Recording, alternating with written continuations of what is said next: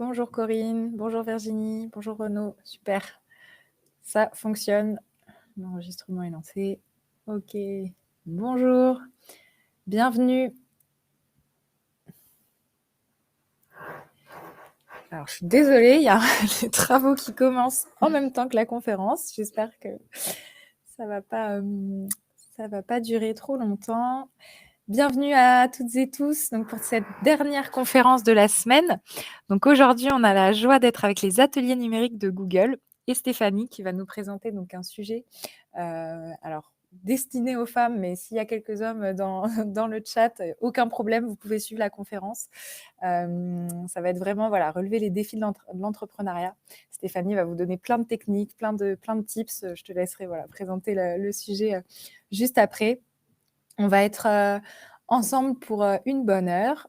Vous pourrez poser vos questions dans le chat. Donc, Stéphanie va vous faire la présentation et sachez que Lara est présente aussi dans le chat et pourra répondre également à vos questions en direct. Donc, n'hésitez pas à les poser tout au long de la présentation. On se fera une joie d'y répondre. Alors, juste petite spécificité, cette conférence-là ne sera pas diffusée en replay sur notre chaîne YouTube après. Donc, on va vous laisser, si vous avez besoin, faire peut-être des captures d'écran avec votre téléphone sur les slides qui vous intéresseraient. Mais sachez que cette conférence est proposée régulièrement sur la chaîne des ateliers numériques Google. Donc, vous pourrez éventuellement la revoir si ça vous intéresse. Mais en tout cas, sur celle-ci uniquement, il n'y aura pas de replay. Pour toutes celles qui ont eu lieu toute cette semaine, il y en a eu une, voire deux par jour. Pour celles et ceux qui les auraient suivies, elles seront disponibles en revanche sur notre chaîne YouTube la semaine prochaine. Voilà, il y a juste celle-ci aujourd'hui qui ne sera pas diffusée. Donc voilà, concentrez-vous bien sur ce que Stéphanie va vous dire. et normalement, vous aurez toutes les clés pour entreprendre. On va laisser peut-être encore 1 ou 2 minutes le temps que tout le monde se connecte. Je reconnais quelques noms, donc je pense qu'il y a des personnes qui étaient déjà présentes sur d'autres conférences cette semaine. Je dis oui. Super, c'est un plaisir de vous retrouver. Hop, absolument, oui, bonjour, super. C'est chouette, parce que les sujets étaient très différents, donc on se dit qu'on va peut-être pas avoir les mêmes personnes, mais bon, c'est chouette si vous avez trouvé un intérêt au sujet qu'on a proposé toute la semaine, c'est super. Hop, 3e rendez-vous, d'accord. Bon, je ne sais pas si je présente Ladi alors, parce que vous devez connaître par cœur ce que Ladi propose. Oui, mais complémentaire. Bon, super. Top. Donc, pour les personnes au cas où qui nous rejoindraient en cours de route, qui n'auraient pas donc entendu, on va être ensemble pour 1 heure. Vous pouvez poser vos questions dans le chat. Lara est présente dans le chat et pourra y répondre également. Il n'y aura pas de replay sur cette conférence, donc essayez d'être bien concentré ou de faire des captures d'écran avec votre téléphone si besoin. Et au cas où, vous pourrez regarder ou re-regarder cette conférence sur la chaîne des ateliers numériques de Google. Si jamais tout n'est pas compris aujourd'hui. Donc, très rapidement, moi, je suis Clara, je travaille au siège de l'association ADI, donc c'est l'Association pour le droit à l'initiative économique. On est une association qui existe depuis plus de 30 ans et on fait du microcrédit pour les créateurs et créatrices d'entreprises qui ne pourraient pas être accompagnés par le crédit bancaire classique. Donc, nous, on va prêter des sommes d'argent, donc maximum 12 000 €, pour aider les entrepreneurs et les entrepreneurs à se lancer ou à développer leur entreprise. Donc, depuis qu'on existe, on a accompagné plus de 160 000 entreprises. On est donc présent, comme vous voyez sur la carte, partout en métropole et en Outre-mer. Donc, n'hésitez pas à trouver une agence, une permanence proche de chez vous. Normalement, on est quand même présent un peu partout. Et on a la chance d'avoir un réseau de bénévoles qui nous aident à accompagner les porteurs et porteuses de projets et également des partenaires comme aujourd'hui donc les ateliers numériques Google que je remercie, qui nous aident donc pour conseiller, pour accompagner les porteurs et porteuses de projets, pour nos solutions de financement, donc des microcrédits, et on propose également des solutions d'assurance. Isabelle, 10 000 ou 12 000, c'était 10 000 jusqu'à récemment et ça vient de passer à 12 000 € maximum et 15 000 € dans les Outre-mer. N'hésitez pas à regarder sur la chaîne YouTube de l'ADI. On a plein de webconférences qui traitent de ce que propose un peu plus en détail l'ADI. Donc là, aujourd'hui, c'est pas le sujet, mais n'hésitez pas à regarder. On a vraiment beaucoup de contenu. Et sur notre site internet, donc adi.org, et sur notre chaîne YouTube, je vous les remettrai dans le chat juste après. Donc voilà pour la présentation de l'ADI. Je te laisse la main, Stéphanie, et je vous souhaite à tous une très belle webconférence. Bonjour à tous, merci d'être aussi nombreux, ça fait plaisir de voir qu'il y a autant de personnes qui sont connectées. Je vais prendre la main sur la présentation pour vous présenter les ateliers, les Google Ateliers numériques. Alors d'abord, moi je vais me présenter, je m'appelle Stéphanie, je suis coach Google Ateliers numériques, mais je suis aussi chef d'entreprise puisque j'ai monté une start-up et donc je connais bien le parcours entrepreneurial des femmes. Et donc n'hésitez pas si vous avez des questions à me poser dans le chat, je me ferai un plaisir d'y répondre. Et Lara est là également avec moi pour répondre à toutes vos questions. Voilà, donc aujourd'hui, je vais vous présenter donc le programme Google Ateliers numériques, c'est qui a une dizaine d'années, qui a été conçu au fait pour aider les entreprises et les personnes à accueillir des compétences numériques clés pour développer leurs projets, que ce soit savoir faire un site internet, que ce soit maîtriser les réseaux sociaux, que ce soit la cybersécurité, ou également peut-être plus du développement personnel comme ce programme Women Will. On a beaucoup de formations qui sont proposées. Elles sont proposées sur la chaîne YouTube Google Ateliers numériques.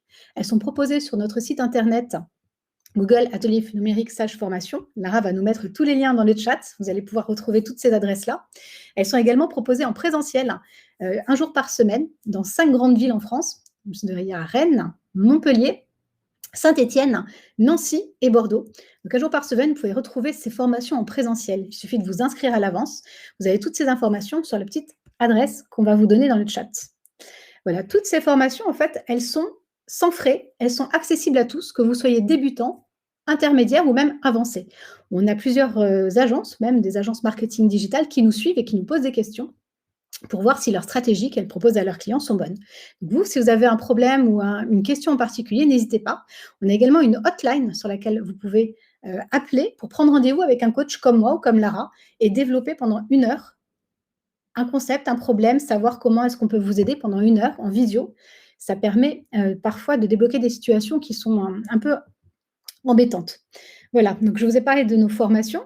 Donc je vous ai dit qu'elles étaient disponibles du lundi au samedi sur la chaîne YouTube, 1 fois par semaine dans les hubs en présentiel. Donc n'hésitez surtout pas à aller voir le planning des prochaines formations. Lara vous a mis le lien, merci Lara, dans le chat. Et vous pourrez comme ça savoir un petit peu, on a plus de 99 formations, donc vous pourrez voir un petit peu tout ce que l'on peut proposer et tout ce que vous pouvez avoir. La dernière chose dont je voulais vous parler sur les Google Ateliers numériques, c'est la formation certifiante sur les fondamentaux du marketing digital. Cette formation dure 40 heures, vous pouvez la suivre en ligne à votre rythme. Ce sont des vidéos, des QCM. Vous progressez à votre rythme pendant toute la formation. Et à la fin, vous avez un certificat de suivi de formation que vous pouvez très bien mettre sur LinkedIn ou mettre sur votre CV. Moi, je sais que ça m'a aidé de toute façon à être recrutée par Google pour parler justement des ateliers numériques. Donc, n'hésitez pas à passer cette formation si vous lancez votre entreprise ou si vous souhaitez lancer une entreprise. Ça permet de mieux comprendre un petit peu tout ce qui est visibilité sur Internet et voir un petit peu tout ce qui est publicité également. Alors oui, tous les ateliers sont sans frais et accessibles à tous, donc vous pouvez tout à fait vous inscrire quand vous le souhaitez. Voilà sur le point pour les ateliers Google Ateliers numériques. Aujourd'hui, on va donc s'intéresser à la formation Women Will, les clés de l'entrepreneuriat. On va voir dans cette session comment avoir plus confiance en soi et en sa capacité d'entreprendre, comment avoir un état d'esprit qui est plus résilient, comment connaître les techniques pour mieux communiquer et mieux négocier. Donc, 3 grandes parties. Surtout, n'hésitez pas à m'interrompre quand vous souhaitez peut-être prendre en capture d'écran une slide ou s'il y a un point qui n'est pas très clair. Posez vos questions dans le chat. Vraiment, on fera en sorte d'y répondre le plus possible. Donc, le programme Women Will, c'est un programme qui a été fondé par Google, qui vise à promouvoir en fait l'autonomisation économique des femmes dans le monde entier. On va essayer de doter les femmes des connaissances et d'outils pour faire avancer l'égalité homme-femme dans le monde. Alors, j'en profite pour répondre également à vos questions. La formation certifiante s'appelle Initiation aux fondamentaux du marketing digital. Je pense qu'on va vous redonner un petit peu les liens. Et de toute façon, vous les aurez également en fin de présentation. Je vous redonnerai tout ça. Pourquoi est-ce qu'on s'attaque à l'égalité homme-femme? On s'est rendu compte partout dans le monde que les femmes, à compétences égales, à diplôme égal, étaient peut-être moins payées que les hommes, qu'elles avaient souvent une double journée. Cette double journée, c'est s'occuper du foyer, s'occuper des enfants, s'occuper des tâches ménagères, un peu plus que les hommes. Et que dans la vie professionnelle comme dans la vie personnelle, cela créait des inégalités entre les différents sexes. La formation certifiante est totalement sans frais, gratuite, donc n'hésitez pas à aller voir sur le site internet les modalités de cette formation. Quelques chiffres pour vous montrer un petit peu où est-ce qu'on en est. En France, 3 entreprises sur 10 sont créées par des femmes, seulement 3 entreprises sur 10, et 44% des femmes entrepreneurs évoquent le manque de financement comme facteur d'échec dans la création d'entreprises.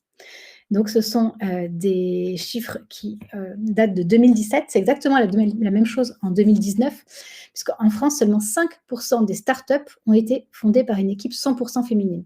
Vous voyez que cette place des femmes au niveau de la direction des entreprises, elle est très, très faible.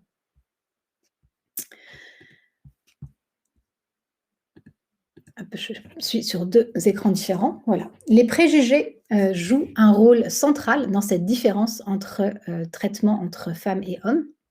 Je ne sais pas si vous connaissez les préjugés sur lesquels on doit faire face. On a 4 grandes catégories.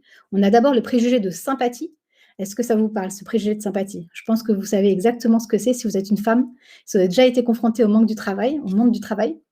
Préjugé de sympathie, ça voudrait dire qu'un homme, une femme qui est ambitieuse, qui est chef d'entreprise, qui a des responsabilités, sera considérée comme incompétente si elle est chaleureuse, si elle est souriante, si elle est très proche de ses collaborateurs. Or, c'est tout l'inverse pour un homme. Un homme qui a des responsabilités pourra paraître chaleureux et compétent. Donc, vous voyez, cette stéréotype de sympathie, ça voudrait dire qu'une femme, au fait, ne serait pas compétente si elle est trop familière, si elle est trop gentille. On va avoir droit à des femmes qui sont chefs d'entreprise, qui sont froides, qui prennent beaucoup de recul par rapport aux autres et par rapport aux relations humaines. Et ça, c'est quelque chose qui n'est pas juste, puisqu'on n'a pas la même différence de traitement entre hommes et femmes par rapport à ce préjugé de sympathie. On a le préjugé maternel aussi qui doit vous parler également, puisqu'on considère qu'une femme qui a des enfants sera moins investie dans son travail, qu'elle... Je lis vos commentaires en même temps, c'est pour ça de temps en temps, vous allez me voir sourire. Je vois Jessica qui dit qu'elle n'en avait pas conscience et qu'elle sera froide pour réussir. Eh bien non, si vous avez conscience de ce préjugé-là, vous pouvez justement expliquer votre attitude, expliquer justement que vous pouvez être compétente et chaleureuse. Voilà. Donc le préjugé maternel, je reprends ce préjugé-là, c'est le fait de considérer qu'une femme qui a des enfants, donc sera moins investie dans son travail. Ça va même plus loin parce qu'on considère qu'une femme qui n'a pas encore d'enfants voudra en avoir et donc dans l'avenir sera également moins disponible, alors qu'au contraire, on va penser qu'un homme qui a des enfants serait un homme qui est responsable et qui a le sens du devoir. Donc on a une différence de traitement, même au niveau de la paternité et de la maternité. On va avoir également le préjugé d'attribution des compétences. Les femmes elles vont être moins reconnues pour les réussites, plus responsables des échecs. Et c'est l'inverse, les femmes attribueront les réussites à des facteurs externes, au fait qu'elles ont eu de la chance, qu'elles ont été aidées, qu'elles avaient une super équipe. Et les hommes attribueront justement ces facteurs de réussite à des facteurs internes, à leurs propres compétences, à leur propre personnalité et aux actions qu'ils auront mis eux-mêmes en place pour réussir. Donc on voit que le préjugé d'attribution des performances est différent entre un homme et une femme. Enfin, dernier préjugé, c'est le préjugé d'évaluation des performances, où là, on va souvent donc tenir responsables les femmes. On va voir que les femmes seront recrutées pour ce qu'elles ont déjà accompli. Or, un homme va être recruté par rapport à ses capacités et par rapport à sa projection dans l'avenir, sera capable d'entreprendre. Donc, inconsciemment ou pas, ces préjugés existent et il faut vraiment en avoir conscience pour pouvoir justement lutter contre, expliquer ces comportements-là, expliquer même à des personnes qui projetteraient ces préjugés sur vous que ce sont des préjugés et qu'on est au fait responsable de ces actes et qu'on va au fait montrer autre chose que tout ça. Comme nous dit Marie, à nous de prouver qu'il en peut en être autrement. Oui, à nous de l'expliquer également, puisque les préjugés sont souvent inconscients. Donc à nous d'expliquer ça. C'est très intéressant. Au niveau de l'impact de ces préjugés, eh ben ça peut être transformé en opportunité commerciale, puisque les femmes contrôlent maintenant 32% des richesses mondiales, elles auront de plus en plus de pouvoir d'achat, et c'est à nous, femmes peut-être, d'en faire une opportunité professionnelle et de faire en sorte de tirer profit de cette opportunité-là. Alors oui, on fait chaque jour ce travail d'éducation à ces stéréotypes et à ces préjugés. Il reste encore beaucoup à faire et si on fait ce genre de formation justement sur l'entrepreneuriat au féminin, c'est bien que là, on a décidé aussi de changer les choses. On ne lâche rien. Il y a beaucoup de réseaux également qui ont été mis en place justement pour solidariser les entrepreneuses, pour les rendre en fait plus solidaires. Je ne sais pas si vous les connaissez. On a We Are Sista, qui est un accélérateur du financement des femmes entrepreneuses. Est-ce que vous connaissez ça? Ça, je vous conseille vraiment de prendre en photo cette slide ou de mémoriser ces différents réseaux, parce que si vous voulez lancer votre entreprise et si vous voulez vous lancer dans l'entrepreneuriat, ce sont des réseaux qui peuvent vous permettre, d'une part, d'être soutenus, d'avoir du mentorat et d'avoir aussi accès à des financements complémentaires. Alors, vous avez We Are Sista, donc, qui soutient les femmes entrepreneuses. Willa, qui est un accélérateur de mixité dans la tech, qui est spécialiste également de l'entrepreneuriat au féminin et qui fournit énormément de formations, qui permet aussi d'avoir, par l'intermédiaire de webinaires ou de formations sur 2 ou 3 jours, d'acquérir une montée en compétences. Vous avez Social Builder, qui est pareil, tout ce qui est dans le digital, dans le numérique, qui met en avant certaines femmes qui s'investissent dans le digital. Et 50 in Tech, qui réunit les forces des femmes et leurs alliés dans une plus grande inclusion dans la technologie. Il y a ces réseaux, il y en a d'autres, il y en a dans tous les grands domaines. Vous avez Femmes de santé, Femmes numérique. Donc, penchez-vous sur ces réseaux-là, parce que vraiment, ils vont vous permettre d'acquérir plus de compétences, d'être soutenus dans vos démarches et d'acquérir également des financements si vous en faites la démarche, si votre projet et si on considère après dans ces réseaux que votre projet est viable. Donc, n'hésitez pas à aller vous inscrire, prendre votre carte de membre de ces réseaux ou suivre leurs actualités, voir quel est le réseau qui serait le plus adéquat avec votre ambition, votre personnalité et puis votre projet également. Alors, comment devenir résilient? Deuxième partie un petit peu de cette route vers l'entrepreneuriat. Qu'est-ce que la résilience d'abord et comment devenir résiliente? Alors, je vais vous montrer la photo de 3 femmes. Elles sont américaines. On pourra peut-être après échanger sur le fait de voir que des rôles modèles sont américains et qu'on n'a pas choisi des rôles modèles français. On pourra en discuter un petit peu. Moi, j'ai déjà un élément de réponse, mais vous me direz en fait ensuite quels seraient pour vous les rôles modèles français qui vous inspireraient. Alors, qu'est-ce que ces 3 femmes ont en commun? Arianna Huffington, Oprah Winfrey, Melanie Perkins. Je ne sais pas si vous les connaissez toutes, je vais vous en donner quelques mots après. En tout cas, je suis sûre que vous connaissez celle du milieu, Oprah Winfrey, donc, qui pour Jessica serait le succès. Okay. Qu'est-ce que vous verriez autre? Elles sont ambitieuses, tout à fait. Elles sont médiatisées, elles sont intelligentes, elles sont tout ça. Elles sont aussi très belles, chacune dans leurs différents genres. Est-ce que vous... Voilà, alors je vois que Hélène a répondu à la question. Elles ont vécu des épreuves, donc elles sont résilientes. Je vais vous donner un petit peu le parcours des 3.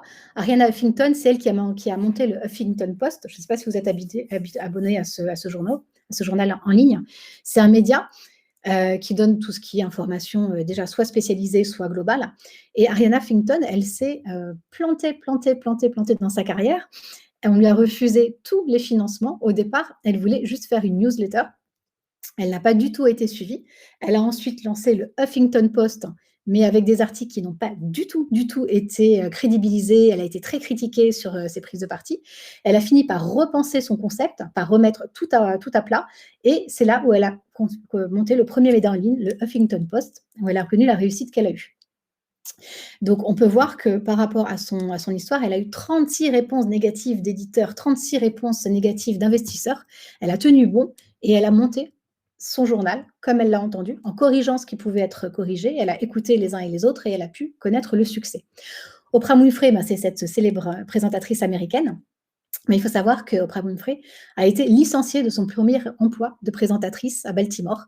Donc, elle a été licenciée, on considérait qu'elle n'était pas une bonne présentatrice. Elle n'a pas lâché l'affaire, elle s'est accrochée, elle s'est reformée et elle a gravi les échelons un par un pour devenir l'animatrice la plus puissante des États-Unis et une femme d'affaires reconnue qui investit maintenant et qui soutient également les autres femmes d'affaires. Melanie Perkins, ce nom, moi, ne me disait rien. Melanie Perkins, c'est celle qui a créé Canva. Canva, c'est ce logiciel en ligne qui permet de créer des visuels, qui permet de faire des petites vidéos, de faire des posts. Et bien, elle aussi, elle a eu une centaine de rejets des investisseurs par rapport à son projet initial, qui était donc ce logiciel pour que tout le monde puisse créer des visuels facilement et rapidement. 100 investisseurs qui lui ont dit non. Donc, cette capacité de tenir, d'avoir foi en son projet, foi en soi, ces 3 femmes l'ont et ces 3 femmes sont des exemples de réussite. Alors, pourquoi est-ce que nous, on n'arrive pas non plus en tant que faut-être français à trouver des exemples de femmes? C'est plus facile d'aller chercher à l'étranger que de chercher chez nous. On a pourtant cette année des ministres femmes, on a des grandes chefs d'entreprise. Est-ce que vous, pour vous, quel serait en fait votre modèle féminin français? Parce que dans le chat, vous pouvez me partager un petit peu qui vous verriez à la place de ces 3 femmes. Et nous, chez Google, on se fera un plaisir de mettre en avant également des modèles français, des modèles qui fédéreraient, des modèles qui donneraient envie de suivre en fait leur trajectoire et d'être pareil, résiliente, se remettre en question et dépasser les échecs. Élise Lucet, Christine Lagarde, Simone Veil. Alors oui, on a beaucoup, quand on a fait ce sondage avec Ladi d'ailleurs, on avait beaucoup de modèles qui étaient décédés, de modèles passés, Marie Curie, Simone Veil, de femmes qui en fait qui n'existaient pas. Et c'était plus facile de se projeter et de se reconnaître dans des modèles qui étaient anciens que dans des nouveaux modèles. Donc, c'est assez particulier. Peut-être que cette mentalité américaine, comme certaines personnes ont pu mettre dans le chat, permet peut-être cette identification, permet de voir ce star system beaucoup plus, avec beaucoup plus de recul qu'en France. Mais c'est très difficile de trouver des femmes qui fédèrent et d'avoir des modèles, des rôles modèles féminins en France. Oui, c'est vrai qu'également, la culture de l'échec est beaucoup plus présente aux États-Unis. On sort vraiment grandi de certains échecs et qu'en France, elle est à peine dans ses prémices et qu'elle aurait vraiment besoin de se développer. Voilà. Donc je lis vos différentes recommandations de femmes que vous aimeriez au fait voir apparaître dans cette présentation. C'est très intéressant. Je vais les noter pour plus tard. On a eu beaucoup, oui, de personnes qui parlaient de leur maman également, des femmes qui les inspirent, souvent leur maman. Christine Lagarde, tout à fait.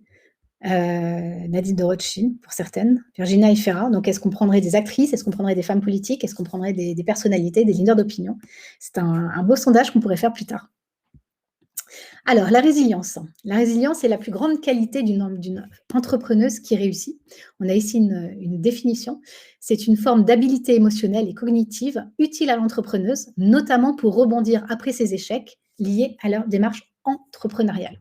Donc, échouer, on peut tirer des leçons de ces échecs pour en sortir grandi, pour ne pas répéter déjà ce que l'on a fait et pour en fait se pousser à aller chercher le succès après des échecs. Donc la culture de l'échec, il va falloir s'en inspirer, être résiliente et passer à autre chose. Diverses études ont montré un lien évident entre les entrepreneurs qui font preuve de résilience comme principal trait de caractère et ceux qui réussissent dans la durée. On se rappellera toujours que l'entrepreneuriat, c'est un marathon, c'est pas un sprint. Et pour réussir, il faut aller dans la durée. Il faut toujours supporter, penser à l'avenir et ne pas perdre son énergie en cours de route. Alors, les entrepreneuses qui connaissent leurs ambitions sont plus résilientes. Est-ce que vous connaissez votre ambition? Est-ce que vous comprenez pourquoi vous faites ce que vous faites? Est-ce que vous savez pourquoi vous vous lancez dans cette aventure-là? Est-ce que vous avez défini c'est ce moteur, ce qui vous pousse? Dans cet atelier, moi, je vous encourage à prendre un crayon, un papier ou votre ordinateur et à noter qu'est-ce qui est le moteur de votre ambition. Pourquoi est-ce que vous vous lancez dans l'aventure entrepreneuse, dans l'entrepreneuriat? Pourquoi est-ce que vous voulez être entrepreneuse? Donc, gardez cette ambition, gardez ces mots tout au long de votre parcours, va vous permettre en fait d'être résiliente, va vous permettre de vous remettre en question, de revoir vos objectifs et de toujours aller de l'avant. Quelles sont vos objections? Quels sont vos objectifs? Est-ce que c'est gagner en liberté? Est-ce que c'est d'avoir une indépendance économique? Est-ce que c'est faire croître votre domaine d'activité? Est-ce que c'est pour être plus libre, indépendante, votre propre chef? Je lis aussi vos commentaires. La pulsion, liée à une histoire personnelle, oui, tout à fait. On peut vouloir aussi sortir d'un cercle vicieux. Est-ce que c'est pour avoir plus de flexibilité dans votre vie personnelle ou votre vie familiale? Qu'est-ce qui vous pousse? On a toutes des motivations qui sont différentes les unes des autres. C'est quelque chose qui est intrinsèque, c'est quelque chose qui est propre à soi-même. Donc, notez ça sur un carnet et référez-vous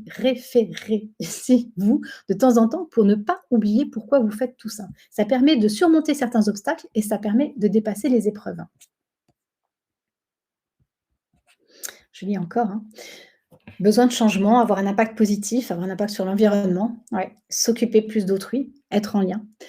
Je vais vous parler après des 3 composantes qui forment la résilience. Donc, il y a 3 composantes. Il y a la résistance. La résistance, c'est la capacité à maintenir vos performances sous la pression. Et continuer malgré les obstacles, donc la résistance, la débrouillardise, qui est la capacité à pouvoir trouver des solutions dans des situations incertaines ou des situations changeantes. Là, on parle beaucoup de méthode agile, mais l'agilité, la débrouillardise, c'est vraiment une valeur qui est reconnue maintenant dans le monde du travail. Et quand on est entrepreneuse, eh ben, c'est quelque chose sur laquelle on est vraiment confronté tout le temps. Il va falloir savoir s'adapter à toutes les situations qui changent, s'adapter à un client qui nous a fait faux bond, s'adapter à une nouvelle loi qui passe, s'adapter, et donc pouvoir à chaque fois changer de tactique, changer de stratégie. L'optimisme également. L'optimisme, c'est la capacité à continuer à avoir des aspects positifs dans toutes les situations qui se présentent, à tirer des leçons et à aller de l'avant. Si vous êtes chef d'entreprise, si vous avez peut-être des équipes derrière vous, l'optimisme est une qualité forte parce que ça permet à vos équipes de ne pas douter. Vous pouvez douter, mais vous n'avez pas le droit de le montrer. Si vous avez des moments qui sont down ou des moments où le matin, c'est pas toujours facile de se lever, d'avoir la pêche, et ben ça, c'est quelque chose que vous devez garder pour vous et vous devez entraîner les autres à penser positif, changer de mind, changer d'état d'esprit et essayer d'inculquer aux autres une force, hein, une pensée, un état d'esprit qui dépasse un petit peu tous les obstacles. L'optimisme permet de fédérer des énergies positives, tout à fait, et de transmettre surtout ces énergies positives aux personnes avec qui vous travaillez. Donc vraiment 3 composantes principales à travailler pour développer sa résilience. Hop. Comment développer ces 3 aspects? Je vais vous parler de concepts un petit peu de neurosciences. Je ne sais pas si vous allez être un petit peu familiarisé avec ces concepts-là. On a d'abord la programmation mentale. Est-ce que vous voyez un petit peu ce que c'est? La programmation mentale, c'est une pratique qui est beaucoup utilisée par les grands sportifs, ouais, pour atteindre son objectif. Son objectif est d'optimiser les performances tout en préservant l'équilibre et l'épanouissement du sportif.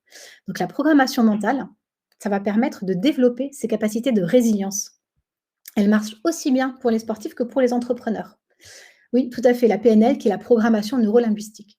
Donc la programmation mentale, on va avoir plusieurs techniques pour développer sa programmation mentale. La première sera l'autosuggestion. Vous avez sûrement tous entendu parler de la méthode Coué. La méthode Coué où on se persuade que tout va bien. Donc ça vient d'un psychologue qui a inventé cette méthode, pas bien sûr, il s'est appuyé sur énormément d'études qu'il a effectuées pour trouver une phrase qui permet, si on la dit chaque jour pendant 21 jours étant le temps où que notre cerveau a besoin pour se reprogrammer, si on récite cette phrase pendant 21 jours, on va avoir beaucoup plus de réussite parce qu'on va programmer, on va auto-suggérer, on va se persuader qu'on peut arriver à atteindre ses objectifs. Quelle était cette phrase qu'il a pu élaborer, le docteur Coué? Ça a été de jour en jour, à tout point de vue, je vais de mieux en mieux.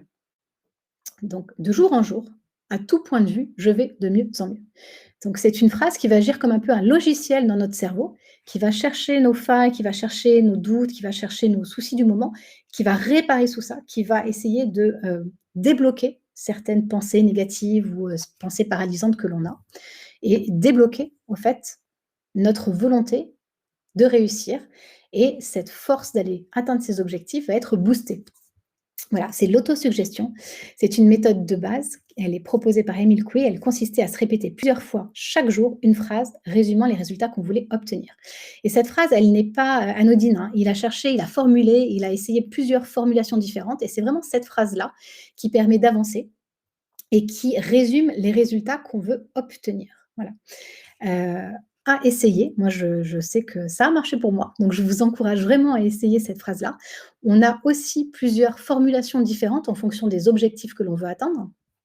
Par exemple, pour atteindre vos buts plus rapidement, donc des spécialistes de programmation mentale vont plutôt vous demander de réciter pendant 21 jours cette phrase-là.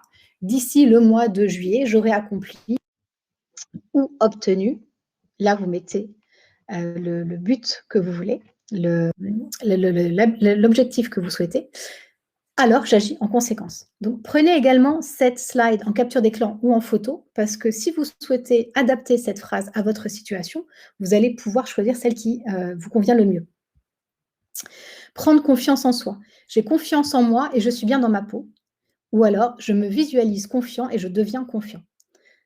Pour en finir avec la procrastination et passer à l'action, ça c'est une phrase que moi je devrais me répéter. On a tous nos petits défauts, moi c'est un peu la procrastination. J'ai besoin d'avoir des délais qui sont très serrés pour me booster. Je fais ce que j'ai à faire lorsque cela doit être fait.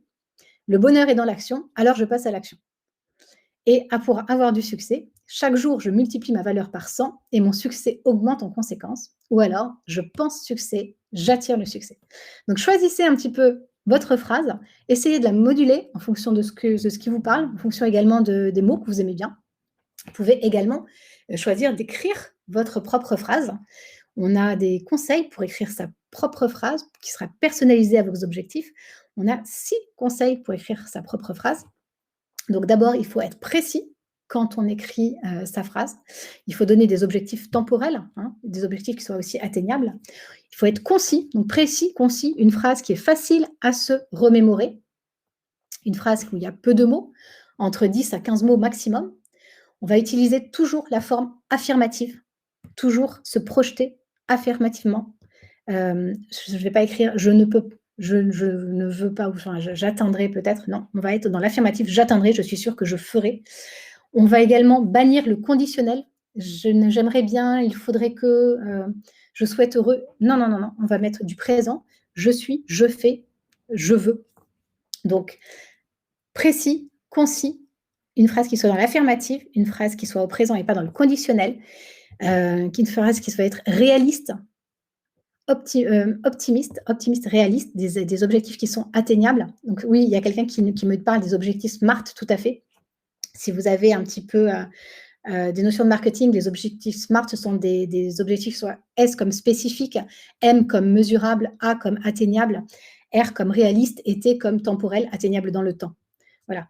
Et enfin, il va falloir peser vos mots et choisir des mots qui vous parlent, des mots que vous aimez, des mots qui font appel aux émotions, des mots qui soient, au fait, très visuels également. Donc, vous pouvez également choisir de construire votre propre phrase pour commencer cette programmation mentale ou choisir une phrase que vous pouvez voir là en ce moment sur la slide. Donc là, c'était la technique de l'autosuggestion. On a une autre technique également pour développer sa résilience et avoir du succès dans sa démarche entrepreneuriale, c'est la visualisation. Est-ce que vous voyez un petit peu ce que c'est que cette visualisation? Ça va permettre, au fait, de voir de décomposer toutes les étapes et de voir le moment où on va atteindre ses objectifs. Les grands sportifs font ça également.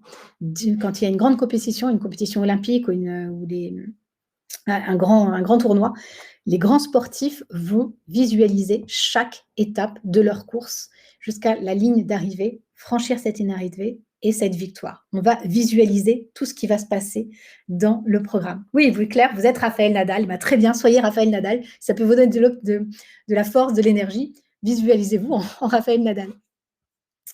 Alors, pour obtenir tout ce que l'on veut dans la vie, rien de plus simple, il s'agit de visualiser, d'y croire et de le réaliser. Bon, ça, c'est un expert en programmation mentale. Ce n'est pas aussi simple que ça. Il y a 3 étapes à respecter. On va visualiser ce que l'on veut, soit par des images fixes. On va donc choisir une image qui correspond à l'objectif que l'on veut atteindre, soit comme un cinéma mental. On va se faire le film de son objectif et de sa réussite. Et on va aussi absolument croire dans ces messages-là, croire dans ces images-là, croire que l'on peut réussir, avoir toutes ces phrases positives, ces phrases affirmatives. Et la dernière étape, ça va être passer à des étapes de réalisation, parce qu'il ne suffit pas de visualiser, de croire que l'on va y arriver. Et ça s'arrête là, il faut visualiser, croire en soi et commencer à réaliser les différentes étapes. Diviser l'objectif en plusieurs étapes atteignables. Si c'est avoir un job, ça va déjà faire un CV, envoyer le CV, rappeler la personne derrière, avoir du feedback sur ce qui s'est mal passé pour recorriger son CV, recorriger sa lettre de motivation, refaire ces appels-là. Donc, réaliser différentes étapes, petit pas par petit pas, pour arriver à atteindre ses objectifs. Moi, je sais que, par exemple, dans une de mes entreprises, j'avais imprimé un chiffre d'affaires que je voulais réaliser et j'avais collé ce chiffre d'affaires, ce grand nombre, face à moi, dans mon bureau. Et ça me permettait de visualiser mon objectif. Il était très concret, c'était un chiffre que je voulais atteindre. Et j'ai atteint ce chiffre au bout d'1 an et demi. J'étais extrêmement fière de moi. Avoir ce chiffre qui était face à moi tous les jours, à chaque fois que j'étais au bureau, m'a permis de gagner en force et de pouvoir croire que j'allais atteindre cet objectif et de l'atteindre. Donc vraiment, chacun ses petites astuces. On a l'autosuggestion, la visualisation. J'arrive à parler. Choisissez la technique qui vous convient, choisissez la technique qui vous donne confiance et allez-y. Quand on est une femme entrepreneuse, il faut d'abord croire en soi pour que les autres puissent croire en nous. Ça, ce sera dans tous les domaines d'activité. Il n'y a personne qui croira en vous si vous ne croyez pas d'abord en vous. Et on me demande si j'ai fait oui, eh bien oui, je l'ai fait mon chiffre d'affaires. Je l'ai fait au bout d'1 an et demi et j'étais extrêmement fière de ça. Voilà. Donc chacun ses objectifs, hein. Ça pourra peut-être vous être de recruter la dream team idéale, ça pourra être de lancer votre projet, enfin, d'être indépendante, de faire ce chiffre d'affaires aussi. Mais allez-y, croyez en vous, personne ne le fera à votre place. Ça a d'ailleurs fait une bonne transition sur la prochaine présentation puisqu'il va falloir communiquer votre valeur. Comment communiquer, comment parler de soi? Pas facile quand on est une femme de parler de soi. Entre ce que je pense, ce que je veux dire, ce que je crois dire, ce que je dis, ce que vous avez envie d'entendre et ce que vous entendez, ce que vous comprenez, il y a 10 possibilités qu'on ait des difficultés à communiquer. Mais essayons quand même. Bon, c'est bien dit, c'est un écrivain qui l'a dit. C'est exactement ça. Comment communiquer, comment faire passer ce message? On a bien sûr, heureusement, quelques conseils à vous donner et quelques tips. Communiquez d'abord avec assurance. Soyez prête. La préparation. Vous serez beaucoup plus confiante et déterminée si vous avez préparé la réunion, préparé le rendez-vous, préparé l'appel téléphonique que vous avez à faire. Donc, pour communiquer, il faut être prêt. Soyez claire et précise. Ça ne sert à rien de rester vague ou de parler dans le vide. Enfin, on dit que si on parle à tout le monde, on parle à personne. Donc, soyez claire et précise. Décidez ce que vous voulez dire et décidez à quel moment vous allez le dire également. N'ayez pas peur de ralentir, de faire des pauses, d'instaurer des silences. Ce que je viens de faire, ça permet d'ancrer ce que vous venez de dire. Ça permet aussi de donner du poids à vos mots. Donc, instaurez des silences, instaurez des pauses pour que votre message soit plus facile à comprendre et à intégrer. N'utilisez pas de phrases creuses, les voilà. En fait, ces petits tics de langage, alors c'est très facile à dire, c'est beaucoup moins facile de s'en débarrasser. Je vous conseillerais à ce moment-là de vous filmer si vous avez une présentation à faire ou si vous avez un petit doute sur votre façon de parler, de vous exprimer. Filmez-vous. Filmez-vous en train de faire votre présentation et vous identifierez assez rapidement vos tics de langage. C'est assez déconcertant, mais c'est très, très, très, ça apprend énormément sur nous. Une fois que vous avez identifié ces types de langage, vous verrez que quand vous allez les dire, les sortir, vous allez automatiquement vous corriger la fois d'après. Donc, essayez de vous enregistrer pour identifier ces tics de langage et éviter les phrases creuses. Je souris parce qu'on me dit, Peggy me dit, le point 4 n'est pas fait pour les politiques. Et oui, à chaque domaine d'activité, ses spécificités. C'est vrai que là, on parle plutôt creux et on parle langage de bois.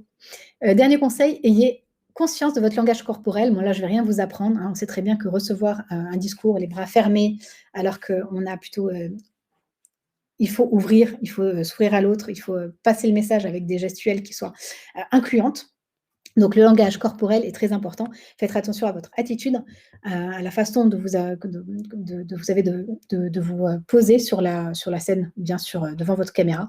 Essayez d'être droite, essayez d'avoir des gestes d'ouverture et pas de fermeture.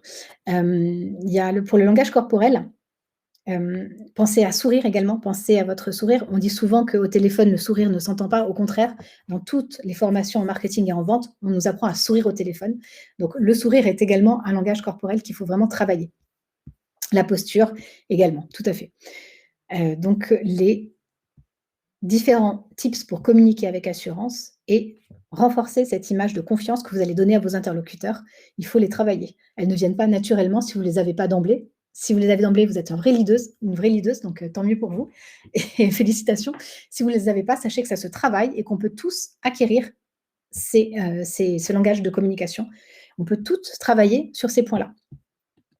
Quand on sait comment faire passer son message, il va falloir donc le pitcher. Donc, comment faire passer son message? Comment se raconter? Comment raconter son aventure? Comment raconter son projet? Ça va être un peu plus dans la réalisation de ce que l'on peut faire. Je ne sais pas si vous avez déjà entendu parler du Golden Circle et de Simon Sinek, qui a fait, au fait, une conférence TEDx et qui a décrypté, au fait, quel était le cercle d'or. Pourquoi est-ce que des marques comme Apple ou des marques ou des personnes très influentes comme Martin Luther King ont réussi, ont été suivies par des millions de personnes, ont pris du poids dans la société, ont été des leaders d'opinion. C'est la théorie du cercle d'or. On va en fait expliquer pourquoi est-ce qu'on fait les choses, comment est-ce qu'on fait les choses et ce que c'est. C'est une vidéo que je ne sais pas si je vais réussir à vous montrer. En tout cas, je vais tout de suite vous mettre le lien dans le chat pour que vous puissiez, vous, chez vous, aller voir cette vidéo-là. Elle est très inspirante. C'est Simon Sinek qui a fait cette démonstration. Et vraiment, je vous encourage à regarder ce qu'il explique. C'est en anglais, mais c'est sous-titré, pour savoir comment les entreprises peuvent, au fait, fédérer des millions de personnes, puisqu'au final, Apple ne vend que des ordinateurs, elle les vend comme HP ou Dell, et pourtant, elle va apporter tout un état d'esprit, toute une démarche. La démarche d'Apple, le why, c'est qu'elle challenge le statu quo. Donc, un ordinateur n'est pas forcément un ordinateur, il peut être extrêmement design, il peut être extrêmement agréable à regarder. Donc, il va challenger tout ça, il challenge le statu quo. Il ne part pas du principe qu'un ordinateur doit juste résoudre des calculs ou faire des présentations. Donc, un ordinateur peut être autre chose. Comment est-ce qu'il va le faire? Il va le rendre très design, il va instaurer des fonctionnalités qui sont extrêmement plaisantes, des sons, des nouveaux sons. Je ne sais pas si vous vous souvenez, mais l'histoire d'Apple a été aussi extrêmement marquée par tous les petits sons qu'il y avait quand on cliquait avec la souris, quand on ouvrait, quand on allait dans la corbeille, ce scratch de corbeille. Tout cet univers complètement différent a été créé par Apple. Et qu'est-ce qu'il fait? Qu'est-ce qu'il fait Apple? Il fait des ordinateurs qui sont différents des autres. Est-ce que vous voulez acheter un ordinateur Apple? Dans ces cas-là, vous allez sûrement dire oui. Alors que si vous disiez, bon, nous, on fait des ordinateurs qui sont différents, comment? On a de la technologie, pourquoi on le fait? Pour être les premiers. Est-ce que vous allez passer à l'acte d'achat? Il y aura peut-être plus de doutes par rapport à ça. Voilà. Donc, le cercle d'or, savoir pourquoi vous faites ce que vous faites et transmettre ce message-là à vos interlocuteurs. Ça va être vraiment un pitch qui sera Simon Sinek, je vous transmettrai. Ouais. Simon Sinek, donc je vous ai mis l'orthographe, non, je ne vous ai pas mis l'orthographe, je vous mets l'orthographe de son nom, c'est sans le C, c'est avec un K. Voilà, merci à Peggy qui a été plus rapide que moi et qui a écrit. Voilà, Simon Sinek, qui a été plus rapide. Comment donc construire son pitch? Vous avez là une petite pyramide inversée. L'organisation de votre pitch, ça va être d'abord, le premier, c'est le problème. Vous allez contextualiser le domaine, ce que vous faites, contextualiser. Vous allez accrocher la personne en posant un problème. Ça peut être avec des chiffres, ça peut être avec une statistique, ça peut être avec un fait, une anecdote qui est un petit peu déconcertante. Si vous avez déjà vu un petit peu toutes ces conférences TEDx ou des pitchs de start-up, vous avez sûrement ces modèles de pitch qui sont « Vous n'avez jamais remarqué que… quand j'étais petit, je pensais que… » Voilà, toutes ces petites accroches qui vont faire que vous allez capter l'attention de votre auditoire. Donc, la première partie, c'est le problème. La deuxième partie, ça va être la vision. Comment vous voyez dans quelques mois, dans quelques années? Quelle sera la situation à laquelle vous voulez aboutir? Quelle sera votre vision du monde? Donc ça va être la deuxième partie. Comment voyez-vous que la problématique a été résolue? Pourquoi est-ce que vous pensez que c'est important aussi? Donc la vision, deuxième partie de votre pitch. Troisième partie, votre solution, ce que vous allez apporter. La mission de votre entreprise. Là, il va falloir que vous fassiez en sorte que vos interlocuteurs s'identifient à cette solution-là, fassent partie de la solution. Il va falloir les impliquer dans ce pitch-là. Et la quatrième partie sera le call to action, l'appel à l'action. Qu'est-ce qu'on peut faire concrètement pour arriver à résoudre ce problème auquel vous vous attaquez? Ici, votre interlocuteur, il doit se sentir faisant partie de la solution. Donc, il va peut-être prendre vos services, acheter vos produits. Il va être impliqué dans ce pitch-là. Est-ce que ça vous parle tout ça? Est-ce que c'est clair pour vous? Ces 4 parties du pitch, le problème, votre vision, votre solution, l'appel à l'action. Est-ce que vous voyez comment vous allez pouvoir articuler maintenant ce que vous proposez? Très bien, parfait. Merci. Alors, quelques conseils aussi pour préparer justement ce pitch, parce que le pitch, c'est un art. Pensez-y, quand vous allez pitcher la première fois, vous serez en train d'exercer un art qui se travaille, hein, encore une fois. On peut acquérir toutes les techniques pour maîtriser un art. Hein. Il y en a qui sont doués naturellement, tant mieux pour eux, mais l'art, ça se maîtrise. On apprend les techniques pour mettre en place justement tout ça. Alors, préparez 1 ou 2 accroches marquantes au début de votre pitch, ces petites anecdotes. Je vous conseille également de regarder des entreprises comme Respire de Justine Trudeau, qui, elle, a un storytelling, une anecdote très personnelle et qui fonctionne. Elle va dire, Respire fait des marques de déodorants sans sel d'aluminium, sans alcool, qui sont neutres pour la peau. En tout cas, c'est le pitch de Respire. Et elle va partir d'une anecdote très personnelle où elle dit on lui a diagnostiqué une tumeur bénigne sous l'aisselle.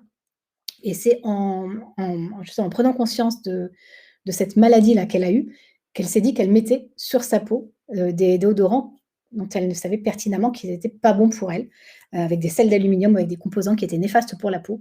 Et elle a eu donc l'idée de créer son propre déodorant qui soit sain, qui soit en tout cas pas nocif pour sa peau. Voilà. Donc, cette petite anecdote est très personnelle. Vous pouvez soit vous mettre en scène, soit décider de mettre en scène quelqu'un d'autre ou de mettre en scène tout simplement votre produit. Donc, on ne vous demande pas de vous raconter personnellement si vous n'avez pas envie, mais ça peut être également une bonne technique pour accrocher l'auditoire. Voilà. Alors, pas de jargon également dans votre pitch. Un enfant doit pouvoir vous comprendre.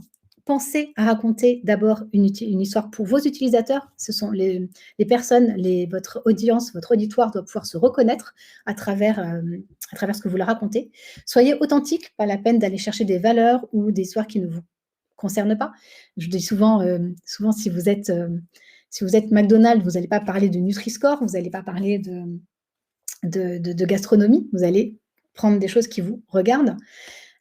Toujours vous adapter à votre interlocuteur et attention au non-verbal, ce qu'on avait dit tout à l'heure, attention à votre posture parce qu'il fait 80% du travail. Je vais falloir que j'accélère parce que je vois que je parle beaucoup et que j'ai encore beaucoup de choses à vous dire. Alors, la création de votre présentation, on va voir également comment créer une présentation qui soit simple et lisible pour votre auditoire.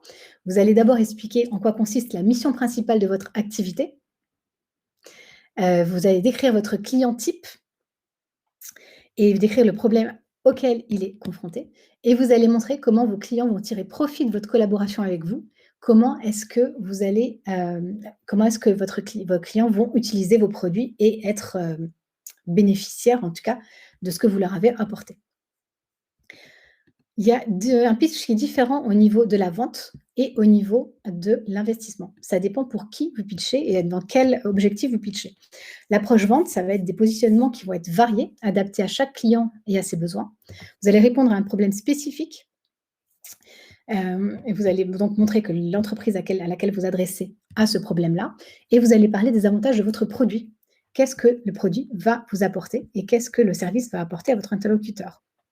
Si vous avez une approche qui sera plutôt investissement, pour lever des fonds, pour financer votre entreprise, pour financer votre début d'activité, vous allez parler de positionnement cohérent, spécialement conçu pour les investisseurs. Vous allez mettre l'accent sur l'opportunité du marché, donc regardez un petit peu benchmark tout ce qui se passe du côté concurrence et comment est l'état de votre marché. Vous allez insister sur la façon dont vous allez gagner des parts de marché, donc votre stratégie, et vous allez parler de votre entreprise, des équipes, des opérations marketing que vous projetez, et de la stratégie de croissance que vous allez mettre en place. Donc, deux discours différents, mais deux discours différents, deux approches où chaque élément qu'on vient de lister sur cette slide doit être présent. C'est vraiment une présentation qui est courte, concise, mais qui doit absolument reprendre chaque élément de cette slide. Au niveau de la checklist, donc quand vous allez pitcher votre présentation, imposez d'emblée votre autorité et votre crédibilité.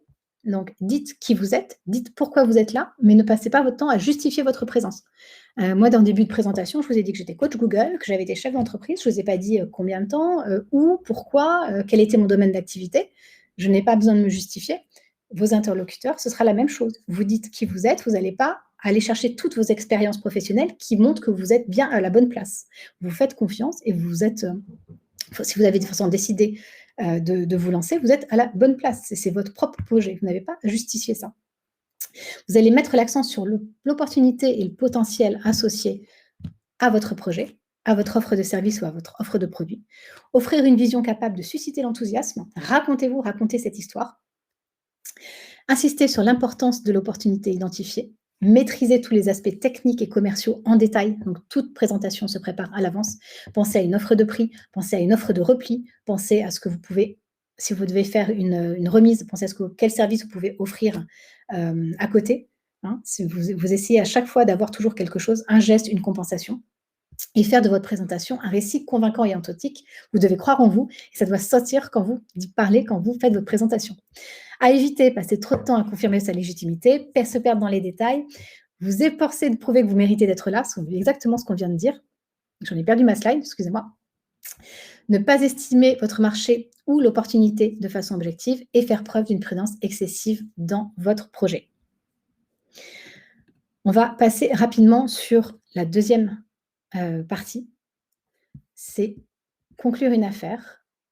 On pourrait peut-être adapter plus ça dans le fait qu'il va falloir donc convaincre les gens et convaincre les gens de vous suivre. La chance, c'est ce qui arrive dans la préparation, quand la préparation coïncide avec l'opportunité. C'est Sénèque qui disait ça, donc ça ne date pas déjà d'hier. Donc il n'y a pas de chance, il y a de la préparation.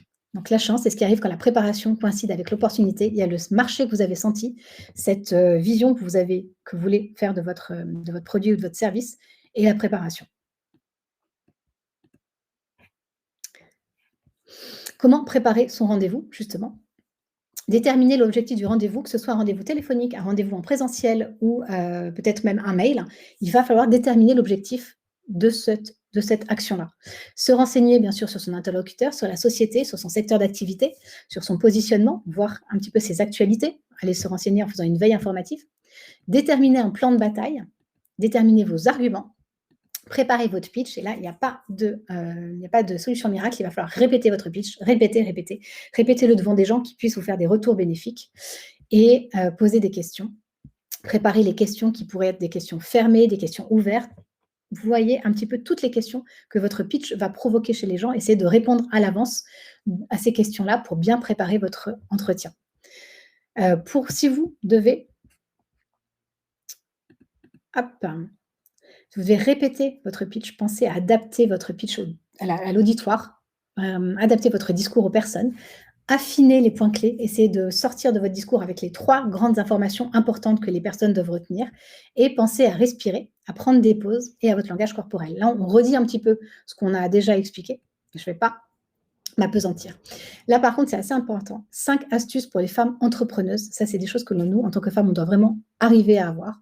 Explorer et exploiter différentes options de financement. Trouver des parrains, des conseillers et des mentors. Apprenez à développer naturellement votre réseau. Démontrez votre valeur et ne vous posez pas de limites. Très important, si une porte se ferme, il y en a d'autres à aller questionner. Donc, essayez quand vous avez des offres de besoin de lever des fonds ou besoin de créer votre société, allez taper à toutes les portes. Je vous ai parlé tout à l'heure des fonds qui sont des fonds féminins. Ok, vous pouvez penser à la love money aussi, c'est-à-dire l'argent de vos proches. Vous pouvez penser également, pour ceux qui sont un petit peu flués en tech, à faire des levées de fonds en crypto-monnaie. Vous avez plusieurs solutions qui s'offrent à vous. Ne pensez pas uniquement à une seule porte. Allez taper à toutes les portes. Trouvez des parrains et des conseillers et des mentors parce que s'ils n'ont peut-être pas de sous à investir ou d'argent à investir, ils vont vous recommander, ils vont parler de vous, ils vont vous crédibiliser, vous légitimiser. Apprenez à développer votre réseau exactement de la même façon pour qu'on puisse parler le plus souvent de vous, démontrer votre valeur et ne vous posez pas de limites. Voilà, je vais un peu vite parce que le temps presse, je suis désolée. J'espère que vous avez eu toutes les informations dans les slides. Alors, comment vendre, comment se vendre, comment vendre son produit, comment mettre en place ce processus de vente. Imposez d'emblée votre autorité et votre crédibilité, ça on en a parlé. Vous êtes à la bonne place au bon moment, soyez-en sûrs, vous n'allez pas passer votre temps à vous justifier. Ne submergez pas vos interlocuteurs d'options, c'est-à-dire 4 offres d'abonnement avec différentes options. Essayez d'abord de voir si c'est l'abonnement qui est intéressant ou si c'est peut-être un abonnement mensuel ou annuel. Une fois que vous avez cette information-là, vous pouvez traiter les différentes options qui en découlent. Mais si vous présentez toutes les options dans un premier temps, vous allez perdre votre interlocuteur. Éduquez-les au coût de l'inaction. Ça, vous avez ça sur les sites e-commerce. Vous avez toujours l'impression de rater quelque chose quand vous avez un chronomètre qui se met en route.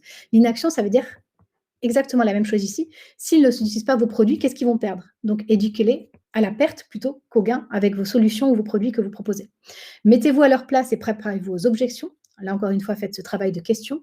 Quelles sont toutes les questions qui pourraient arriver quand je fais ma présentation? N'ayez pas peur du silence. Demandez un engagement. N'hésitez pas à conclure. N'hésitez pas à faire signer une vente ou à faire prendre une décision à votre interlocuteur. Dans combien de temps est-ce qu'on se revoit? Pour vous, quelle serait la prochaine étape? Faites en sorte qu'il s'engage avec vous sur la prochaine étape. Négocier et répondre aux objections. Lorsque je me prépare à discuter avec quelqu'un, je consacre un tiers du temps à penser à ce que je vais dire et 2 tiers à penser à ce que l'autre va dire. Donc ça, c'était Lincoln qui disait ça. Quelles sont les différentes bases de négociation? Est-ce que vous connaissez un petit peu la base du gâteau? Le principe du gâteau, c'est, si je vais avec, une part de gâteau, il faut savoir à quoi est-ce que ça correspondra, à quoi correspond chaque part de gâteau. Donc on ne part pas sans avoir obtenu quelque chose en compensation. Si la part est plus petite ou plus grande, il y aura forcément une compensation à avoir. Négocier l'échange de valeurs. Par exemple, si la personne me demande, un geste commercial, peut-être que ce sera sur la livraison ou sur les délais de livraison que vous pourrez négocier. Et identifier votre mésor, qui veut dire la solution de repli, la solution, en fait, l'offre minimum que vous allez pouvoir, proposer. Essayez à l'avance d'écrire, ce avec quoi vous voulez ressortir au minima de cet, entretien, de cette, vente. Voilà. Donc 3 bases de négociation. Vous allez retrouver de toute façon tous ces principes sur internet dans différents sites, parce que ce sont les bases de la vente, les bases des sales. Je suis désolée, je vois que ça la présentation va un peu vite. Oui, je dois tenir le timing, on n'a plus que quelques minutes. De toute façon, vous allez retrouver cette présentation sur le site, Google Atelier numérique, les formations. Vous allez pouvoir retrouver cette formation-là et d'autres formations également sur, tout ce qui est, site internet de vente et technique de vente. Donc vous allez pouvoir voir tout ça. Moi, je suis désolée, j'arrive en fin de formation, ça va un peu vite. Les objections sont un mal pour un bien. À chaque fois qu'on va entendre, la personne qui est en face de nous nous dire que peut-être il n'a pas assez d'argent, peut-être que, notre entreprise est trop jeune, peut-être qu'il ne comprend pas exactement le produit que l'on va, proposer. Il faut prendre en fait ces objections comme autant d'informations sur le besoin du client. Si, si vous entendez qu'ils n'ont pas assez d'argent, vous allez comprendre que l'entreprise n'a pas de budget pour ça. Qu'est-ce que vous allez pouvoir faire pour que le paiement soit étalé en plusieurs fois? Qu'est-ce que vous allez pouvoir faire pour que peut-être, le budget soit diminué en enlevant certaines options? Donc au lieu de s'arrêter à: «Je n'ai pas de budget», qu'est-ce que vous allez pouvoir mettre en place? Quelles sont les actions que vous allez pouvoir mettre en place pour proposer votre solution? Si on pense que l'entreprise n'a pas besoin, que cette entreprise n'est pas adaptée à votre client, le pas de besoin, peut-être que la personne connaît mal votre entreprise et qu'à ce moment-là, il va falloir aller expliquer en détail ce que vous faites, quels sont les clients qui vous font déjà confiance, quels sont les partenaires avec qui vous travaillez. Donc prenez ces informations-là comme autant, de points à renégocier, autant de points en fait à rassurer. Ce sont des éléments de réassurance que vous allez devoir réintégrer dans votre discours. Si enfin vous avez l'argument: «Je ne comprends pas vraiment votre activité», donc là, on va voir en fait, on va prouver peut-être avec, le concurrent direct ou, une personne qui serait dans la même activité que la personne avec qui vous êtes en train de discuter, que votre solution a été votre service ou votre produit a été intéressante pour un concurrent direct parce que ça lui a apporté tel ou tel bénéfice. Voilà. Donc dans la négociation, prenez les objections comme autant d'informations qui vous permettraient d'aller plus loin dans, la vente de vos services ou de vos produits. Voilà, répondre aux objections, il y a plusieurs phrases. Là aussi, dans toutes les, formations sur les sales, sur les ventes ou sur, le domaine commercial, vous allez pouvoir trouver plusieurs, plusieurs éléments d'assurance et plusieurs autres tips pour vous donner de la confiance et pour arriver à avoir ce que vous voulez.